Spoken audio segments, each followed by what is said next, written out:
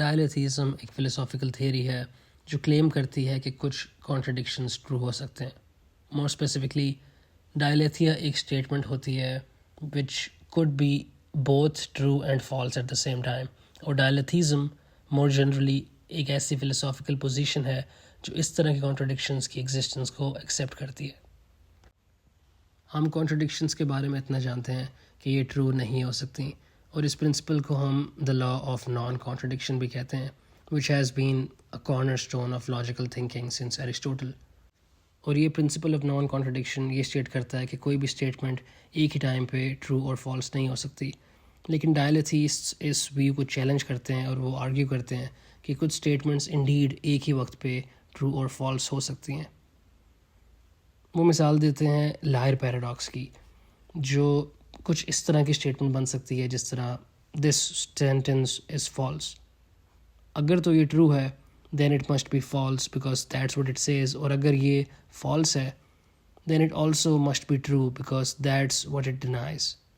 ये है liar paradox and it's one type of statement जो डायलेथिस्ट्स यूज़ कर सकते हैं एज अ पोटेंशियल डायलेथिया, जो एक ट्रू कॉन्ट्रडिक्शन होती है। क्लासिक और स्टैंडर्ड लॉजिक के अंदर इस तरह की कॉन्ट्रडिक्शन को एक्सेप्ट करने से एक सीरियस फ़िलोसॉफ़िकल प्रॉब्लम खड़ी हो जाती है जिसको हम एक्सप्लोजन कहते हैं। यानी अगर तो ये कॉन्ट्रडिक्शन सच है then everything becomes true. This follows from the principle that from falsehood anything follows. अगर हम इसको लॉजिकल टर्म्स में देखें तो assume both A and not A are true. If A is true then A और B is true for any B. If not A is true, then B must be true. Therefore, B is true and B could be any statement. इसलिए डायलेथिस्ट्स typically classical logic को reject करते हैं in favour of पैराकंसिस्टेंट logics, जो इन कंट्रोडिक्शंस को बेहतर handle कर सकती हैं विदाउट मेकिंग एवरीथिंग ट्रू। डायलेथिज्म की दो काइंड्स होती हैं। द फर्स्ट इज़ रिलेटिव डायलेथिज्म, जो कहता है कि कॉन्ट्रडिक्शंस यूजुअली हमारी लैंग्वेज की लिमिटेशंस या फिर हमारी अंडरस्टैंडिंग की लिमिटेशंस की वजह से अराइज होती हैं, और जो थ्योरेटिकली रिजॉल्व हो सकती हैं जब हम प्रिसाइज या फिर मोर क्लियर डिस्क्रिप्शंस यूज़ करें।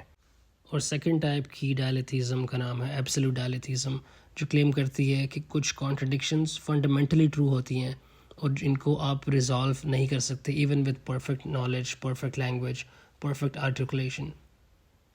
कुछ फिलोसोफर्स जो डायलेथिज्म को एक्सेप्ट करते हैं वो इसका रिलेटिव वर्जन फेवर करते हैं और इसको एज ए यूज़फुल टूल देखते हैं फॉर हैंडलिंग पैराडॉक्सेस।